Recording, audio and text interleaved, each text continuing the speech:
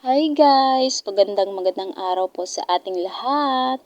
And for today's video guys, buhay probinsya lang po muna tayo.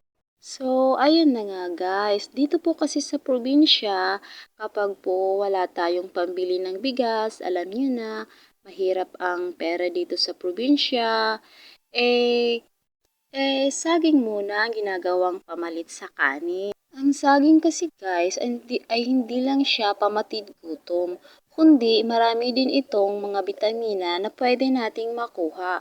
Ito po ay mayaman sa potassium na kailangan ng ating mga katawan. Kaya tingnan nyo naman guys, itong maliliit na bulinggit na ito. Tingnan nyo kung paano sila kumain ng saging guys. O, ninanamnam nila at nilalasap ang lasa ng saging. At para naman sa mga bata dyan na hindi mahilig kumain ng saging. So, ngayon pa lang ay umpisahan nyo nang magustuhan ang pagkain ng saging. Dahil sa marami po itong mga bitamina at protina na maaari nating makuha.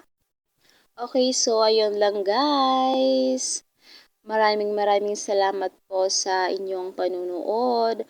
Huwag niyo pong kalimutang mag-subscribe, like and share po.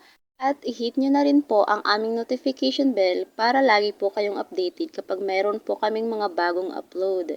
See you on my next video. Bye!